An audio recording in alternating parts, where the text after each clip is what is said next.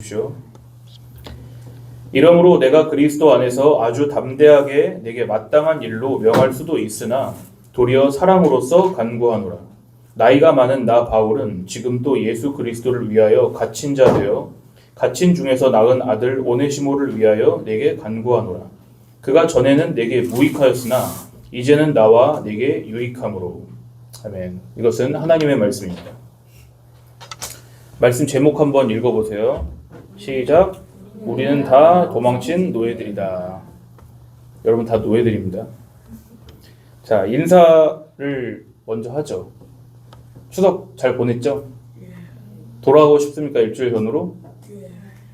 그럴 수 없어요. 자, 이제 다 연휴가 끝났기 때문에 정신을 차리고 하나님 말씀을 잘 들으세요. 오늘 하나님 말씀을 전하기 전에 지난주에 못 온 사람들을 위하여서 지난주 말씀과 그 복습을 함께 하면서 오늘 말씀을 나누겠습니다. 신약 성경, 예? 뭐라고요? 지난번 거 아니에요. 지난번 내용은 다 들려줄 거예요. 신약 성경이 몇 권이죠? 네. 몇 권이요? 신약 성경이라는 게 자, 27권입니다. 아, 맞췄으면 27달란트인데 아깝다. 정신을 잘 차리고 있어요. 그러니까 신약 성경 27권 중에 절반에 가까운 13권의 성경을 쓴 사람이 있어요. 누구죠? 바울. 승지우 1달란트 주세요. 바울이라고 했죠, 저번에. 바울은 예수님의 사도였습니다. 사도라고 하는 사람들은 누구냐면 먼저는 예수님께서 살아계실 때 예수님을 따르며 함께했던 12명의 제자들을 의미하는 거예요. 제가 지금 뒤에 이 바울의 사진을 띄워놓은 거 호머 심슨처럼 생겼죠? 근데 이거는 그냥 여러분이 이해하고 기억하기 쉽도록 해놓은 거예요. 원래 저렇게 생긴 건 아닙니다. 먼저는 사도는 예수님의 12명의 제자들, 그리고 또는 부활하신 예수님을 만난 사람들, 그리고 예수님께로부터 직접 특별한 명령을 받은 사도 바울 같은 사람들을 사도라고 하는 거예요.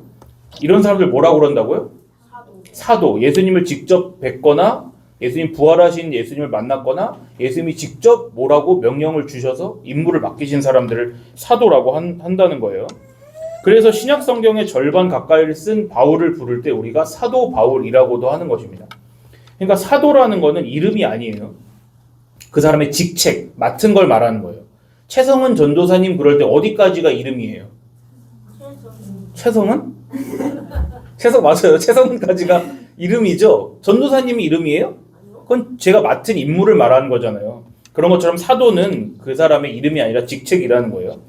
성경은 왜 쓰여졌어요? 하나님의 말씀 그렇죠. 하나님 말씀을 전하기 위해 쓰여진 거잖아요. 그리고 하나님이 보내신 예수님이 누구신지를 알기 위해서 쓴 거잖아요. 그러니까 그 신약 성경 중에 절반이나 쓴 사람은 예수님을 사랑하는 사람이겠어요? 안 사랑하는 사람이겠어요? 사랑하겠죠. 그러니까 예수님이 이런 일을 하셨고 이런 분이야 이렇게 썼을 거 아니에요. 그러니까 성경은 하나님은 너무 위대하셔. 하나님만 최고야. 하나님께서 죄인인 우리를 구원하시기 위해 자기 아들 예수님을 보내셨대. 하나님 최고! 이렇게 하는 게 성경인 거예요. 그게 바로 바울이었던 거예요. 제가 앞으로는 사도 바울이라고도 할 수 있고 그냥 바울이라고도 할 수 있으니까 헷갈리지 마세요. 지난번 설교 들은 사람들 답해보세요. 사도 바울 예수님 사랑했죠? 사랑했어요? 지난 설교 때? 아니, 처음부터 사랑했어요? 처음에 안 사랑했죠. 미워했죠. 근데 왜 미워했죠? 그냥 자기가 바울이 원래 유대교였는데 갑자기 유대교였는데 예수님이 갑자기 나타나서 자기가 자기가 하나님이라고 하나님이라고 같이 말하니까 현우는 5달란트 주세요. 야, 현우 깜짝 놀랐어. 제가 지금 현우가 다 말했어요. 바울은 원래 예수님 믿기 전엔 무슨 종교를 믿었을까요? 유대교죠. 그렇죠. 유대교는 뭘 믿었다 그랬어요? 하나님을 믿는데 성경에 계신 하나님만 하나님이라고 생각을 했어요. 그 알았죠? 지금 얘 말하잖아요. 하나님만 하나님이시라고. 자, 그러니까 그 말은 바꾸어 말하자면 무슨 뜻이 숨어 있냐면 사람은 절대로 하나님이 될 수 없는 거예요. 유대교에 따르면. 그러니까 유대교를 믿는 사람이 볼 때 만약에 어떤 사람이 갑자기 나타나서는 이렇게 말을 하는 것입니다. 하나님은 나의 아버지셔. 그리고 나는 하나님의 아들이야. 이렇게 얘기를 한다고 해봐요. 그럼 이 사람은 지금 자기 자신을 뭐라고 하는 거예요? 난 하나님이라 그러는 거잖아요. 전도사님이 우리 엄마 아빠는 코끼리야 그랬어. 사실이 아니지만 그럼 그 말은 전도사님이 뭐란 뜻이에요? 코끼리란 뜻이잖아요. 코끼리가 사람을 낳을 수 있어요? 닭을 낳을 수 있어요? 코끼리가? 코끼리는 뭘 낳아요? 코끼리를 낳죠. 코끼리 아기를 낳는 거잖아. 하나님은 뭘 낳으실까? 하나님은 하나님을 낳으시는 거예요. 그 원리를 잘 아세요. 그러니까 유대교를 믿는 바울의 입장에서 볼 때 누가 사람이 자기를 하나님이라 그러면 그 사람은 어떻게 해야 되는 거예요? 가만두면 안 돼요. 그래요. 가만두지 않으면 어떻게 해요? 죽여요 원래. 왜냐하면 성경에서 그렇게 말씀을 하거든요. 하나님의 이름을 모욕하는 사람을 돌로 쳐서 죽이라고 써 있어요. 여러분 성경을 잘 읽어보면 아주 재밌어요. 그런 얘기들이 많이 나오거든요. 그러니까 바울은 누구보다도 유대교를 열심히 믿었던 사람이라서 당연히 자기를 하나님의 아들이라고 하는 사람을 미워할 수밖에 없었던 거예요. 그러니까 예수님이 하나님의 아들이라고 믿는 사람들을 좋아했을까요? 바울이? 당연히 싫어했겠죠. 맞아요. 감옥에 가두고 막 그랬어요. 그런 짜잘이 답들은 달란트는 안 줄 거야. 내가 물어보는 중요한 질문에 답을 해야 주겠어. 우리는 그렇게 예수님을 하나님이시라고 믿고 따르는 사람들을 다른 말로 뭐라 그럴까요? 유대인도 거꾸로 하는 거야. 기독교인. 승주 일단은 주세요. 그리스도인이에요. 그리스도인, 기독교인 그렇게 말하는 거예요. 그리스도가 그 한자 말로 바꾼 게 기독이에요. 아셨어요? 몰랐죠? 그래서 기독교인, 그리스도인 똑같은 말이에요. 그런데 그렇게 예수님을 따르던 그리스도인들을 미워하고 싫어하고 감옥에 가두던 그 바울이 어떻게 예수님이 하나님의 아들이시라고 생각하게 되었을까요? 어떻게 믿게 되었을까요?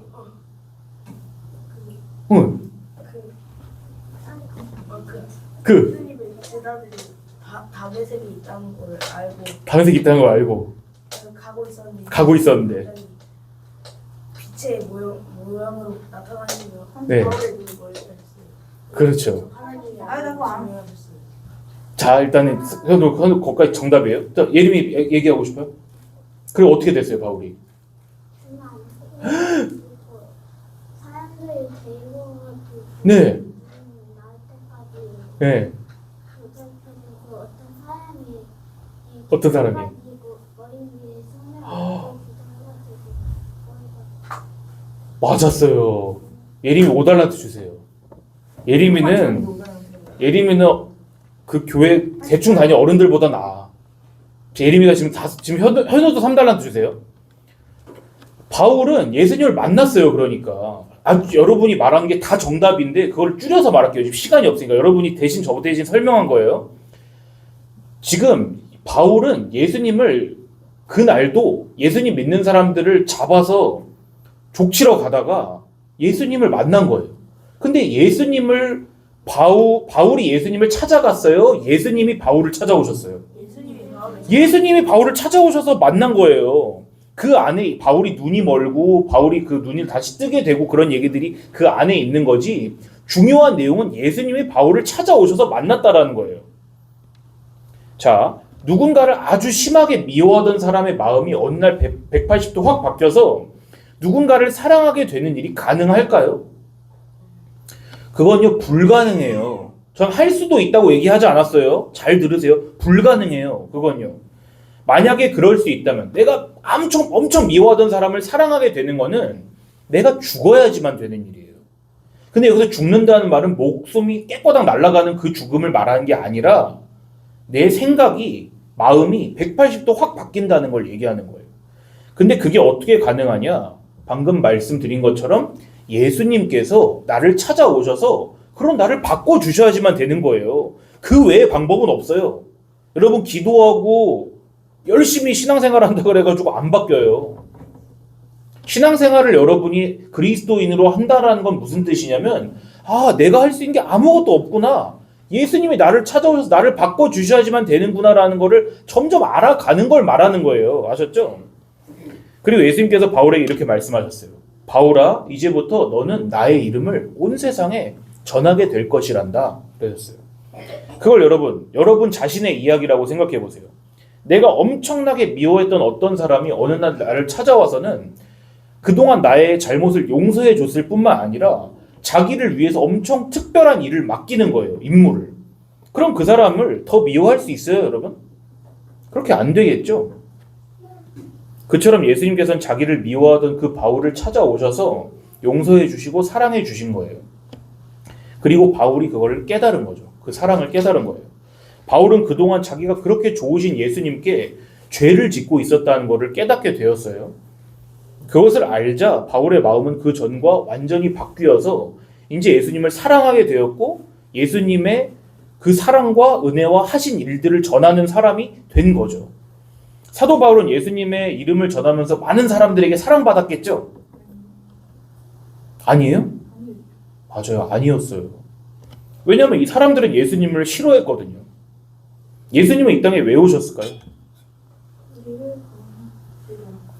그건 반만 맞는 답이에요. 우리를 구원해 주시기 위해 오셨다는 거예요. 죄인들을 좀 이제 70% 가까워졌어요. 마태복음 1장 21절에 정답이 쓰여 있습니다. 보세요. 제가 앞에 써놨어요. 여러분이 찾는데 오래 걸리기 때문에. 자, 읽어보세요. 시작. 아들을 낳으리니 이름을 예수라 하라. 이는 그가 자기 백성을 그들의 죄에서 구원할 자이심이라 하니라. 이것은 예수님이 태어나시기 전에 그 천사를 통해서 말씀해 주신 거예요. 성경은 예수님께서 우리를 무엇으로부터 구원하러 오셨다고요? 그건 반쪽짜리 답이에요. 죄라는 거는요. 그들의 죄. 그럼 누구의 죄예요? 우리의 죄예요. 자기 백성의 죄니까. 그렇게 얘기해야 되는 거예요. 그러니까 여러분 여담이지만 지금 딴소리를 하는 거지만 다른 백성의 죄는 안 건지세요. 그런 말 들어봤어요? 여러분이 예수님 백성이 아니라면 여러분 죄 안 용서해 준다고요. 예수님은 자기 백성들의 죄만 용서해 주러 오셨어요. 그러니까 우리가 여기서 말씀 배우는 거는요. 내가 정말 하나님 백성인가? 그거 알려고 배우는 거예요.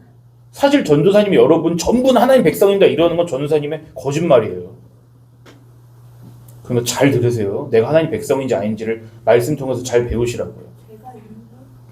제가 여러분한테 어느 날 이렇게 말합니다.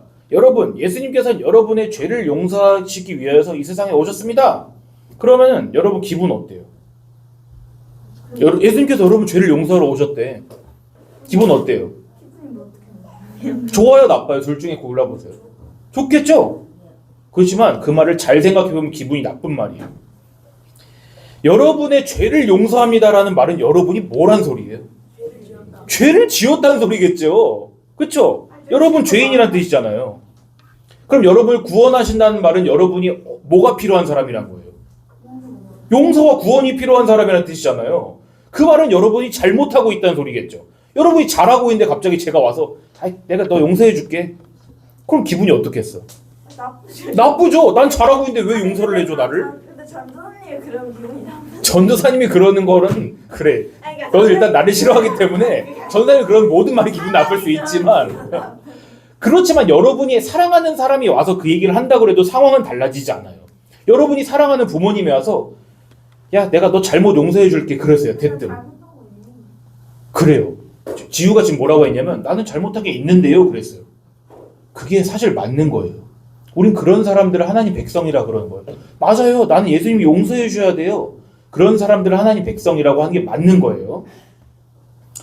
그러니까 예수님이 용서해 주기 전에는 여러분이 구원 못 받는다는 얘기가 예수님이 용서해 준다는 얘기의 다른 뜻이에요. 그러니까 예수님께서 먼저 찾아오셔서 바울과 같이 예수님의 사랑과 용서를 먼저 깨닫도록 해주시지 않는다면 사람들은 반드시 예수님을 미워할 수밖에 없어요. 아니 지가 뭔데 와서 나의 죄를 용서해 준대? 그럼 지금 나더러 죄인이라는 거네? 그 뜻이잖아요. 그렇지만 바울처럼 자기가 죄인이란 걸 깨달은 사람, 지우처럼 자기가 죄인이란 걸 깨달은 사람, 아는 사람은 예수님을 미워했던 걸 자기가 알게 돼요. 그래서 자기를 이런 나를 예수님이 사랑하고 용서해 주셨구나. 그러니까 근데 거기뿐만 아니라 예수님이 이제부터 나의 사랑을 전하거라 라고 임무까지 맡겨주셨어요. 그럼 그 사람은 예수님께 어떤 마음이 든다? 예수님을 감사하게 되는 거예요. 사랑하게 되는 거잖아요. 그러니까 바울은 자기가 어디를 가든지 어떤 상황에 있든지 예수님의 이름을 전하게 되었어요. 어떤 사람들은 바울의 말을 듣고 역시 자기 죄를 깨닫고 예수님을 사랑하게 됐어요. 그렇지만 또 어떤 사람들은, 많은 사람들이 바울을 어떻게 했어요? 바울이 어떻게, 예수님 믿는 사람은 어떻게 하는지를 생각하면 편해요. 많은 사람들은 바울을 어떻게 했을까?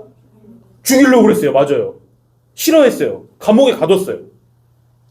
그래서 오늘 설교 본문 말씀인, 오늘 말씀 읽은 데 어디에 성경이? 빌레몬서죠. 빌레몬서도 바로 바울이 예수님의 이름을 전하다가 감옥에 갇혔을 때 쓴 편지예요. 자, 퀴즈. 빌레몬서는 바울이 누구에게 쓴 편지일까요? 일성부. 아니요. 하나님. 하나님한테 편지를 썼어? 지우가 밤에 이렇게 하나님 감사해요 이렇게 쓴 편지 쓰는 것처럼? 빌레몬이에요. 조현우 1점. 빌레몬에게 썼으니까 빌레몬 서겠죠. 빌레몬이라는 사람이 앞에 여러분 이해하기 쉽게 그냥 그림 그려놨어요. 빌레몬이라는 사람은 예전에 바울을 만나서 바울에게 예수님이 누구시라는 걸 전해 듣고 역시 그리스도인이 된 사람이에요. 빌레몬은 그리스도인이에요. 빌레몬이 풀어줬어요. 빌레몬이 풀어준 건 아니에요. 예전에 빌레몬을 만나고 지금 바울은 감옥에 갇혀 있는 거예요. 시간을 잘 기억하세요. 근데 빌레몬은 꽤 부유했던 것 같아요. 부유하다는 게 뭐예요? 돈이 많고 부자였다고요. 왜냐하면 그 증거로 빌레몬은 노예를 가지고 있었거든요. 노예는 뭐? 노예. 부자만 가지고 있는 거예요? 그럼 여러분 그 거지인 사람이 어떻게 노예를 가지고 있을 수 있어요? 거진 아니라 힘이 세야지, 힘이 세고 돈이 많아야지 자기 노예를 가질 수 있을 거 아니에요? 근데 노예라는 말을 듣고 여러분 좀 충격 받을 수도 있죠. 노예가 뭐예요? 그럼 아까 우리가 노예라고 하잖아. 기억을 하고 있구나. 맞아요. 그걸 설명할 거예요. 이제 너희가 왜 노예인지를 설명할 거예요. 아닌 것 같았어요. 참고로 너희를 내 노예라 그런 게 아니에요. 여러분이 누구의 노예인지는 잘 설교 들어보면은. 빌레몬이 뭐 하나님. 자, 노예가 뭐예요? 왜요? 자, 소유물. 소유물? 맞아요. 소유물. 누군가의 소유물인 사람. 또, 자, 유신이도 말해봐요. 노예가 뭐야? 처음 한 게 좋아요. 답을 할 수 있는 여건이 많잖아요. 선택지가 많잖아. 그렇지 않은 아니, 기다리세요. 기다리세요. 지금 기회를 주고 있는 거예요, 유신이한테. 노예가 뭐예요? 그럼 이렇게 물어볼게요. 노예 갖고 싶어요? 안 갖고 싶어요? 감히 말을 못 하겠어? 너무 비인간적으로 보일까봐? 나는 10명도 준다면 다 갖겠는데. 노예가 뭐예요? 주인을 다른 사람. 그렇죠. 또 예림이 노예가 뭐야? 노예. 노예는 뭘 해요? 노예는 무슨 일을 해요?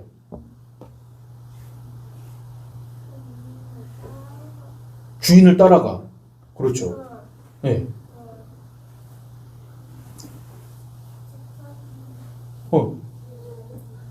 지우가 뭐라고 하는지 좀 얘기를 해줘요. 잘 안 들려, 귀가. 주인을 따라가는 사람 말하는 거죠? 똑같은 얘기죠? 자, 현우 얘기해보세요. 주인의 말에 복종. 주인의 말에 복종하는 사람. 또 승지 하고 싶은 말 해봐요. 너무 비인간적으로. 아, 괜찮아요. 괜찮아. 내가 더 비인간적이니까 괜찮아. 비인간적이 해봐요. 주인은 막 주인이 막 해도 되는 사람. 좋았어요. 또 더 얘기할 사람. 현민이. 노예. 그럼 너보고 노예라 그런 게 아니라 노예가 뭐냐고. 노예가 뭐예요? 노예 갖고 싶어? 안 갖고 싶어? 안 갖고 싶어? 좋았어. 다루기 주은이. 힘들 것 같아. 좀 고급진 답을 해봐. 6학년. 노예가 뭐예요? 어느 시대에 노예가 많았어? 1900. 1900? 1900년? 1900년도 있긴 있었어요.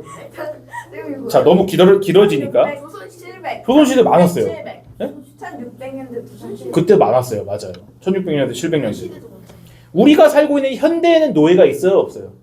진짜 노예는 없지만 네, 노예는 없지만 일단 그 도와주는 사람. 도와주는 사람은 있죠. 노예를 물어봤어요. 누군가 이렇게 말했어요. 전사님이라 합시다 그냥. 전사님이 이렇게 여러분에게 자랑하는 거예요. 야, 우리 집엔 노예가 있다? 그랬어요. 그럼 잡혀가죠. 그럼 바로 경찰에 신고할 거 아니야. 저 사람이 집에 노예를 데리고 있대요. 신고하겠죠. 그런데 바울과 빌레몬이 살던 2000년 전에는요, 지금과 문화가 많이 달랐어요. 2000년. 네, 2000년 전이에요. 그 왜냐? 25년이에요? 예? 예수님 정확히 25년은 아니에요. 그 어간이에요. 그 어간. 예수님 자, 예수님. 힘이 많고 부유한 사람들은 자기 노예를 가질 수가 있었어요. 노예들은 주인의 집에서 마련된 숙소에서 먹고 자고 하면서 온갖 일을 해요. 농사도 도와, 허드렛 일 다 해, 빨래해, 청소해, 온갖 일을 했어요. 태어날 때부터 노예인 거. 태어날 때부터 노예인 사람도 있고요. 처음에는 맞아요. 저 자유인으로 살다가 전쟁 나서 져서 잡혀온 사람도 있었어요. 로마에는 노예가 아주 많았어요. 바울이 있던 로마에는. 근데 더 충격적인 사실은 돈을 받았을까요? 안 받았을까요? 안 받았겠죠. 소유물인 거. 돈을 안 받아요. 자, 그리고 아까 지우가 말했는데 더 충격적인 사실은 당시 사람들은 노예는 사람이라고 생각하지 않았어요. 노예는 그냥 시장에서 사고 파는 물건이랑 똑같았어요. 그래서 노예를 다른 말로는 뭐라고 불렀냐면 말하는 도구라고도 불렀어요. 노예를. 여러분 만약에 어떤 물건 사용하다가 물건이 낡고 망가지면 어떻게 해요? 버리죠. 그냥 버리잖아요. 내가 그 물건의 주인이니까 그 물건을 어떻게 해야 될지는 내가 결정하는 거잖아요. 노예 역시 마찬가지예요. 좋은 사진들 너무 잔인해. 이거 잔인하지만 이게 실제 모습이에요. 노예는 주인의 물건이었기 때문에 주인이 노예를 막 때리고 못 살게 굴어도 다른 사람들이 뭐라고 안 했어요. 그거 죄가 되지 않았어요. 왜요? 노예는 사람이 아니라 물건 취급을 당했으니까. 당시 사람들이 노예를 어떻게 생각했는지를 여러분이 먼저 잘 알아야 돼요. 현대 시각에서 노예를 어떻게 할 수 있어요? 이렇게 하면 성경을 이해하기가 어려워지는 거예요. 오늘 읽은 성경의 빌레몬서는 바울이 누구에게 쓴 편지? 빌레몬에게 쓴 편지라 그랬죠. 그런데 바울은 이 편지에 무슨 내용을 썼을까요? 자, 보세요. 빌레몬에게는 오네시모라고 하는 노예가 있었어요. 내가 봤을 땐 이거보다 더 못생기고 더러웠을 것 같지만 그냥 오네시모라고 해요, 이 그림을. 자, 바울의 노예 이름이 뭐다? 오네시모. 네.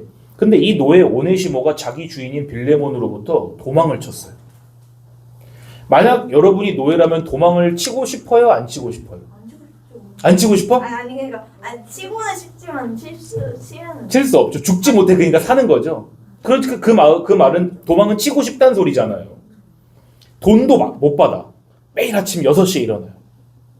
그래서 하루 종일 온 집안일을 다 해요. 허드렛 일 다 하고 막 무릎 꿇고 바닥 닦고 그러는 거예요. 여러분 추석 명절에 하루 하는 일을 365일 맨날 한다고 생각을 해보세요. 음식 만들고 막 설거지하고 그리고 밤 늦게 자요. 새벽 2시에 자요. 추석에 삼겹살 먹은 좋은 얘기 말고 추석에 한 허드렛 일을 말하는 거예요. 그리고 다음 날 6시에 일어나서 똑같이 일해. 1년 365일. 그리고 가끔 한 1년에 한 번 정도 쉬는 거야. 그럼 도망치고 싶어요? 안 치고 싶어요? 치고 싶겠죠. 그렇게 오네시모란 노예도 자기 주인인 빌레몬 집으로부터 달아났어요.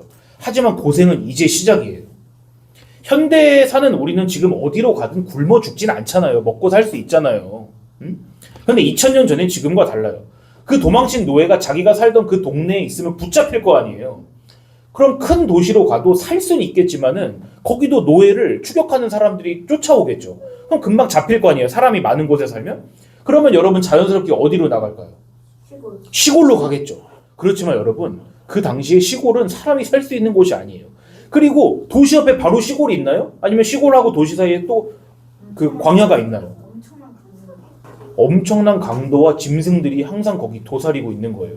그러니까 죽은 목숨인 거예요. 집을 떠나온 노예라는 거는. 만약에 도망친 노예가 붙잡히면 일단 어떻게 되느냐? 아니요, 바로 죽이진 않아요. 매를 엄청나게 맞아요. 근데 이렇게 손바닥으로 떼찌 하는 게 아니에요. 말하자면 지금 막대기 맞아요. 말말집 같은. 자, 이걸 뭐라 그래요? 채찍이라고 하세요. 채찍. 이런 걸로 맞아요. 온 몸을 두들겨 맞아요. 그러면은 막 살이 막 벗겨지는 거예요. 피부가. 그리고 또 벌을 받아요. 여러분 구찌나 에르메스나 뭐 프라다나 이런 거를 뭐라 그래요? 명품하고 뒤에 뭐라 그래요? 명품? 가방? 브랜드라죠. 브랜드. 그 브랜드가 뭔 뜻인지 아세요? 가죽. 아니요. 가죽이랑 연관이 있는 말이에요. 브랜드. 선생님 아시는 분 브랜드가 뭔 뜻인지 아세요? 명품만 좋아하시고 브랜드는 무슨 뜻인지 아셔야죠.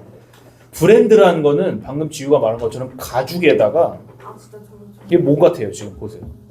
그 여러분 이걸 어디서 봤냐면 여러분 조선시대에서 죄인을 신문할 때 맞아요. 인두 그거예요. 그거. 불에 달군 쇠를 가죽에다가 지지면은 그게 이제 거기 모양이 남잖아요. 설마 그거를 거기다가 도망자라고 쓰인 인두를 불에 달궈서 그 사람 얼굴에다 찍어요. 도망쳤던 노예 얼굴에다가. 그걸 낙인이라고 그래요. 낙인을 찍는다고. 가슴을 대인 것처럼 그 몰라요? 됐어요. 모르면은. 자, 진짜 내가 그래서 이거를 내가 낙인이라고 검색해서 최대한 안 잔인한 걸 가져온 거예요. 그렇게 해서 이놈은 도망간 적이 있는 놈이다라고 노예한테 표시를 하는 거예요. 자, 그런데 노예에게 그렇게 해도 당시 사람들 벌 받았을까 안 받았을까? 안 받아요. 여러분 예를 들어서 이렇게 했다고 해보세요. 전사님이 이 컵을 잃어버렸어요. 컵을 잃어버렸다가 다시 찾고 나서 아이씨 여기 잊어버리지 말아야지 그러고 있다가 잊어버렸던 컵 이렇게 써놨어. 그럼 그 잘못이에요? 저 잘못이에요? 노예에게 낙인을 찍은 건 그런 거랑 똑같았다는 거니까요. 그래서 도망친 노예를 본 사람들 역시 얼른 주인에게 가서 이 노예가 도망쳤다고 알려줬어야 돼요. 고발을 해야 돼요. 고발을. 그러지 않으면 그 사람이 책임을 물을 수도 있었어요. 그런데 이 도망친 노예인 오네시모는 어떻게 해서인지 감옥에 갇혀있는 바울과 만나게 되었어요. 그러다가 오네시모 역시 바울 이야기를 듣고 어떻게 됐을까요? 복음을 듣고 어떻게 됐을까? 뭐가 됐을까? 그리스도인이 되었어요. 오네시모 역시 그리스도인이 된 거예요. 그래서 바울 옆에서 바울을 섬기면서 아버지처럼 모셨어요. 그리고 바울 역시 오네시모를 자기 아들처럼 여겼어요. 그리고 이제 바울은 오네시모의 주인인 빌레몬에게 직접 편지를 써요. 이제 여러분 성경을 덮지 마세요. 빌레몬서 보세요. 오늘 읽은 말씀을 다시 보세요. 8절부터 12절까지 제가 읽어드릴게요. 바울이 지금 빌레몬에게 쓴 편지라고 했습니다. 이러므로 내가 그리스도 안에서 아주 담대하게 내게 마땅한 일로 명할 수도 있으나 도리어 사랑으로서 간구하노라. 나이가 많은 나 바울은 지금 또 예수 그리스도를 위하여 갇힌 자 되어 갇힌 중에서 낳은 아들 오네시모를 위하여 내게 간구하노라. 그가 전에는 내게 무익하였으나 이제는 나와 내게 유익함으로 내게 그를 돌려보내노니 그는 내 신복이라. 여러분 신복이라는 말은 여러분이 잘 아는 말로 바꾸면 심장이라는 뜻이에요. heart. 바울이 아들 오네시모를 아들로 낳았다는 것은 바울이 감옥에서 결혼을 해서 아기를 낳았다는 소리가 아니라 얘를 내가 그리스도 예수님 안에서 한 형제, 한 아들처럼 같은 가족으로 이렇게 여긴다는 소리예요. 이런 말이죠. 나의 형제인 빌레몬이여, 지금 당신의 노예 오네시모는 나와 함께 있어. 오네시모는 나와 함께 있는 이 도중에 예수님을 믿고 오네시모도 그리스도인이 되었다고. 그러니 오네시모가 당신의 집에서 도망친 일을 너그럽게 용서해주면 어떻겠소? 이렇게 말하는 거예요. 그렇지만 바울은 이렇게 또 말해요. 나는 오네시모를 어떻게 할지에 대해서 빌레몬 당신에게 명령한 것이 아니오. 그게 아니라 당신이 오네시모를 사랑으로 좀 대해주라고 부탁하는 것이라고 그렇게 말하는 거예요. 지금 바울은 지금 오네시모의 주인인 빌레몬에게 부탁을 하는 거예요. 뭐라고 부탁했다고요? 오네시모를 사랑으로 너그럽게 대해주라고. 잘 듣고 있네 아주. 그런데 바울에게 이런 부탁을 할 수 있는 권리가 있어요? 주인이 누구예요? 오네시모 주인이 빌레몬이잖아요. 그러니까 옛날 법에 따르면 노예의 주인은 노예를 도망갔을 때 아무렇게나 해도 되는 거죠. 근데 이제 보세요. 상황이 바뀌었어요. 지금부터 설교 지금 상황이 바뀌었다고 그랬어요. 노예 오네시모의 주인인 빌레몬은 바울을 만나기 전에 그리스도인이었어요? 예수님을 모르는 사람이었죠. 그렇지만 바울을 만난 후에 빌레몬 예수님의 사랑을 알고 그리스도인이 되었죠. 바울과 빌레몬은 지금 예수님 안에서 뭐가 된 거예요? 한 몸. 그건 아주 고차원적인 말이야. 한 가족, 한 몸, 한 형제가 된 거잖아요. 예수님이 이 둘을 맺어주신 거잖아요. 한 형제로. 그런데 그렇다면 바울과 빌레몬이 한 형제가 된 것처럼 이제 오네시모도 어떻게 됐어요? 오네시모도 바울을 만나서 예수님을 알게 됐죠. 그러면 오네시모와 바울은 또 한 형제인 거잖아요. 그럼 어려워진 거예요, 족보가. 원래 빌레몬과 오네시모는 어떤 관계예요? 빌레몬은 주인, 오네시모는 노예. 그런 관계였죠. 그렇지만 지금은 어떻게 됐어요? 바울을 통해서 예수님을 알게 되고 둘 다 한 형제가 된 거예요. 그래서 내가 여러분들에게 가끔 형제 자매라고 그러는 거예요. 왜냐면 우린 누구 안에서 형제니까. 그리스도 예수님 안에서 형제니까. 유신이 2달란트 주세요. 유신이가 답하면 더 많이 주겠어, 달란트를. 교수님 했는데요. 내 마음이야. 자, 그렇게 이런 식의 그림이 된 거예요. 조금 전엔 다 따로 있었던 사람들이 예수님, 그리스도 예수 안에서 한 형제가 된 거예요. 그래서 바울은 빌레몬에게 이렇게 말하는 거예요. 16절 보세요. 1장 16절. 빌레몬서는 1장밖에 없다 그랬어요. 이후로는 종과 같이 대하지 아니하고 종 이상으로 곧 사랑받는 형제로 둘 자라. 내게 특별히 그러하거든 하물며 육신과 주 안에서 상관된 내게랴. 상관은 여기서 오네시모의 보스, 주인이란 뜻이에요. 이젠 오네시모를 종, 노예처럼 대하지 말고 사랑하는 형제처럼 여겨주라고 바울이 부탁하는 거예요. 바울에게는 다시 말하지만 빌레몬에게 이래라 저래라 할 수 있는 권리는 없어요. 그렇지만 바울은 오네시모를 더 이상 노예로 부리지 말고 형제처럼 여겨달라고 부탁하는 거예요. 근데 왜 그럴 수 있다? 맞아요. 이 셋 모두의 주인이 누구예요? 예수님이신 거예요. 이제는 바울은 항상 자기를 뭐라 그러면 그리스도의 종, 노예라 그러잖아요. 그러니까 같은 노예인 사람이 다른 노예를 보면서 어떻게 부탁하겠어요? 주인에게 사랑해달라고 부탁하겠죠. 누가 누구를 사랑해 준 것처럼? 예수님이 노예인 자기를 사랑해 준 것처럼. 바울을 빌레몬 오네시모를 한 형제로 만들어주는 것은 주인이신 예수님께서 원래 예수님을 미워하던 이 사람들을 먼저 찾아와 주시고 먼저 용서해 주시고 먼저 사랑해 주셨기 때문인 거죠. 이 모두의 주인이신 예수님께서는 자기를 미워하고 예수님의 사랑을 떠나서 도망친 이 사람들을 채찍으로 치고 낙인을 찍지 않으셨어요. 대신 예수님께서는 이런 사람들, 즉 우리를 위하여 어디 달려 죽으셨어요? 십자가에 달려 죽으셨죠. 비유로 말하자면 도망친 노예들 대신에 주인이 대신 채찍을 맞고 낙인을 찍힌 거예요. 예수님은 십자가 달리기 전에 어떤 형벌을 당하셨어요? 채찍에 맞으셨죠? 원래 그 채찍은 누가 맞았어야 돼요? 노예. 그 노예가 우리예요? 우리예요, 우리.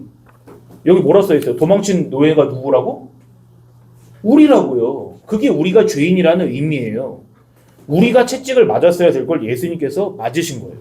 그 말씀이 성경에 소름 끼치게도 쓰여 있어요. 소름 끼친다는 말은 이 말씀이 소름 끼친다는 말이 아니라 너무나 정교하게 맞아 떨어지기 때문에 소름 끼친다고 한 거예요. 보세요. 이사야서 53장 5절 6절 같이 읽을게요. 한 목소리로 시작. 그가 찔림은 우리의 허물 때문이요 그가 상함은 우리의 죄악 때문이라. 그가 징계를 받음으로 우리는 평화를 누리고 그가 채찍에 맞음으로 우리는 나음을 받았도다. 우리는 다 양 같아서 그릇 행하여 각기 제 길로 갔거늘 여호와께서는 우리 모두의 죄악을 그에게 담당시키셨도다. 아멘. 누구 얘기를 하는 거예요 지금 이게? 이 말씀의 주인공이 누구예요 지금? 예수님인 거예요. 근데 이건요 예수님이 태어나기 1000년 전에 예언한 거예요. 이사야 선지자가 바로 앞에서 말한 게 아니라 예수님 돌아가시고 말한 게 아니라 이사야서잖아요. 이사야서 사가 이사야예요. 이사야서는 구약의 선지자잖아요. 예수님이 오시기 전에 어떻게 예수님에 대해서 이렇게 알았을까? 하나님이 알려주신 거죠. 너희가 죄인이라서 너희가 원래 채찍 맞아야 돼. 너희는 다 양이 목자를 떠나서 도망간 것처럼 다 도망간 사람들이야. 그래서 너희는 낙인이 찍혔어야 되지만 예수님께서 그렇게 하지 않으셨단다. 대신에 예수님이 주인이신 예수님께서 대신 채찍을 맞고 십자가를 지셨단다. 내가 예수님을 떠나서 얼마나 내 마음대로 살았는지 얼마나 많은 죄를 지었는지를 깨닫고 그걸 예수님이 용서해 주셨다는 걸 여러분은 아셔야 돼요. 우리의 죄를 대신해서 예수님이 채찍 맞으셨고 손가락질 당하시고 십자가에 달려 죽기까지 우리를 사랑하셨다는 것을 알게 된 사람들을 우린 그리스도인이라고 하는 거예요. 그냥 교회 나온 게 그리스도인이 아닌 거예요, 여러분. 예수님이 나의 죄를 위해 죽으셨구나라는 걸 알고 예수님을 사랑하는 사람들을 그리스도인이라고 하는 거예요. 그래서 예수님의 사랑을 아는 사람들은 나에게 잘못한 사람들에 대해서 점점 어떻게 되게 될까요, 마음이? 전사님이 오늘 오면서 차를 타고 오면서 횡단보도에서 사람을 한 명 치어서 죽였어요. 아니 그런 그럼 걸로 어떡해요? 얘기하지 마세요. 그럼 전사님이 여러분 보고 너 왜 바닥에 쓰레기 버려? 그럴 수 있을까? 난 어떤 사람이니까? 사람 죽인 사람이니까. 그러니까 예수님이 자기의 어떤 죄를 용서해 주셨는지를 점점 많이 알아가는 사람은 남 용서해라 그럴 필요가 없어요. 그 사람은요. 내가 제일 큰 죄인데 누구를 내가 막대하겠어요. 용서 못할 사람이 누가 있겠어요. 예수님이 내가 사람 죽인 걸 용서해 주셨으면 내가 다른 사람이 나에게 저지른 거를 용서 못 해줄까요? 해주겠죠, 당연히. 그게 성경이 말씀하는 용서예요. 그거를 예수님의 사랑을 더 잘 알고 내 죄를 잘 깨달을수록 우리는 점점 그런 사람들이 되어가는 거예요. 우리 하나님께서 자기 아들이신 예수님을 통해서 베푸신 은혜와 사랑을 여러분 학생들과 선생님들과 저에게 깊이 깨닫게 해주시기를 간절히 원합니다. 함께 기도합시다. 사랑의 하나님, 저희는 태어나면서부터 하나님을 사랑하지 않고 늘 우리 자신을 하나님보다 더 사랑하는 사람들입니다. 그렇기 때문에 하나님의 사랑을 떠나서 도망친 자기 마음대로 하는 양과 같은 우리를, 자기 주인으로부터 도망친 노예와 같은 우리를 하나님께서 원래는 벌하셨어야 하지만 그 벌을 우리에게 내리시지 않고 사랑하는 아들이신 예수님께 대신 내리셨습니다. 그래야 해서 우리는 예수님께서 우리를 위하여 죽으신, 또 대신 고통을 받으신 그 값으로 인하여서 우리는 하나님께 사랑받고 아들처럼 여김을 받게 되는 줄 믿습니다. 우리에게 허락해 주신 예수님의 십자가가 우리 마음속에, 학생들과 선생님과 저의 마음속에 날로 더욱 깊이 새겨져서 정말로 하나님께서 나를 향하여 베푸신 사랑을 알고 나도 그 사랑을 나에게 잘못한 사람에게 흘려보낼 수 있도록 우리 한 사람 한 사람을 하나님께서 다스려 주시옵소서. 우리를 위하여 대신 채찍을 맞으신 우리의 주인이신 예수님의 이름으로 기도드리옵나이다. 아멘.